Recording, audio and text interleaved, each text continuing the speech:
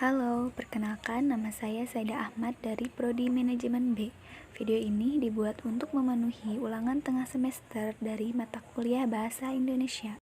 Di sini saya akan menjelaskan mengenai poin-poin penting pada bab 1 sampai bab 4.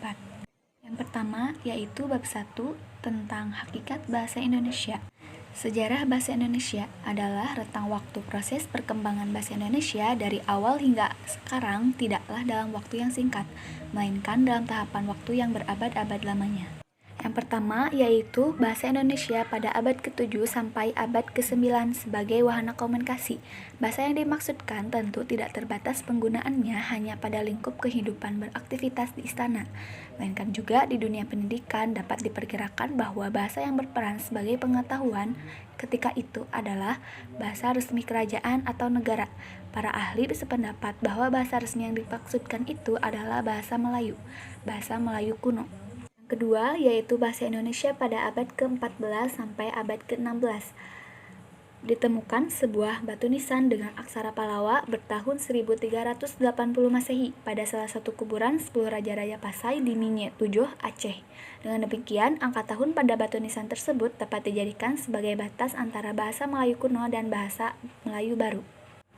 Yang ketiga, yaitu bahasa Indonesia pada abad ke-17 sampai abad ke-18. Terdapat perubahan dan pergantian kondisi di Nusantara yang memungkinkan upaya pemulihan dan pengembangan kembali kejayaan yang telah pernah dicapai pada abad sebelumnya, utamanya di bidang kesusastraan. Yang keempat yaitu bahasa Indonesia pada abad ke-19. Kesepakatan London tahun 1824 antara Inggris dan Belanda membuat peta politik kekuasaan kolonial di Nusantara berubah. Pembagian wilayah kekuasaan ini menyebabkan terpolarisasinya perkembangan bahasa Melayu dalam dua wilayah kekuasaan yang berbeda. Yang satu berkembang di Semenanjung Malaya dan yang satu lagi berpusat di Riau. Yang kelima, bahasa Indonesia pada abad ke-20 tercatat sebagai masa percepatan perkembangan dan peralihan bahasa Melayu menjadi bahasa Indonesia. Peralihan bahasa ini tentu tidak terjadi begitu saja tanpa faktor penyebab, dan satu yang terpenting diantaranya ialah adanya dinamika pergerakan politik yang dilandasi oleh hasrat yang kuat untuk merdeka. Terakhir, bahasa Indonesia pada abad ke-21. Terkait dengan sejarah perkembangan bahasa Indonesia pada abad ke-21 terdapat 3 peristiwa yang patut menjadi catatan secara berturut, yakni Kongres Bahasa Indonesia ke-8, 9, dan yang ke-10. Selanjutnya yaitu kedudukan bahasa Indonesia. Karena bahasa Indonesia merupakan bahasa nasional, bahasa Indonesia memiliki kedudukan tertinggi di antara semua bahasa yang terdapat atau yang digunakan di wilayah kekuasaan Republik Indonesia. Kedua, yaitu fungsi bahasa Indonesia. Sebagai bahasa nasional, bahasa Indonesia memiliki fungsi sebagai berikut. 1. Lambang kebanggaan nasional mengisyaratkan bahwa bahasa Indonesia sebagai wahana komunikasi. Kedua, lambang identitas nasional. Karena bahasa Indonesia mempresentasikan bangsa Indonesia baik dalam skala pribadi maupun bangsa yang lebih besar. Ketiga, alat pemersatu berbagai-bagai masyarakat yang berbeda-beda latar belakang sosial budaya dan bahasanya, ditujukan kepada berbagai masyarakat yang memiliki latar belakang sosial budaya dan bahasa yang berbeda-beda.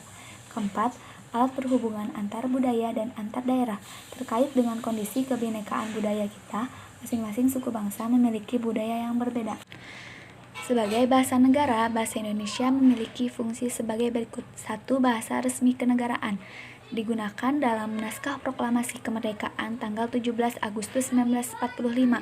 Juga pengakuan pemerintah yang tertuang dalam pasal 36 Undang-Undang Dasar 1945 yang menyatakan bahwa bahasa Indonesia adalah bahasa resmi negara.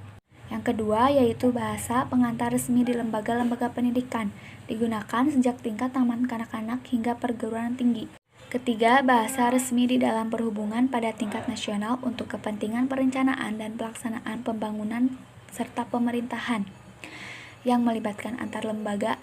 Dalam hal ini, bahasa Indonesia berfungsi sebagai alat penghubung bagi pemerintah dalam menyebarluaskan informasi kepada semua warga. Keempat, bahasa resmi dalam pengembangan kebudayaan dan pemanfaatan ilmu pengetahuan serta teknologi modern. Hal itu terkait dengan kondisi kebinekaan budaya dan masyarakat bangsa kita. Selanjutnya yaitu variasi bahasa. Variasi bahasa lisan dan tulisan. Variasi bahasa lisan merupakan bahasa yang dihasilkan melalui alat ucap dengan fonem sebagai unsur dasarnya. Selanjutnya yaitu ada variasi tulisan. Variasi bahasa resmi dan tak resmi. Variasi resmi dalam hubungan ini dapat diidentikan dengan bahasa baku, sedangkan variasi tak resmi mengacu kepada bahasa non-baku yang timbul karena adanya perasaan akrab di antara yang berbicara dan kawan bicara. Yang ketiga yaitu variasi bahasa dialektal. Penggunaan satu bahasa yang sama yang disebabkan oleh perbedaan daerah penggunaan.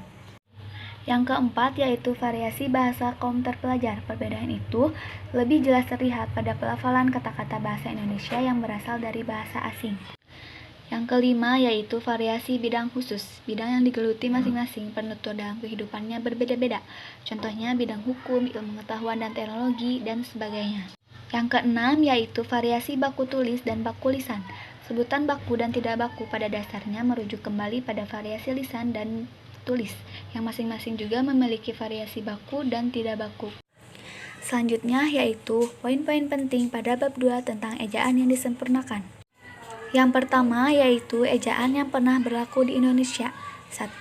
Ejaan Van Ophuijsen, yaitu ejaan bahasa Melayu dengan huruf Latin yang ditetapkan pada tahun 1901.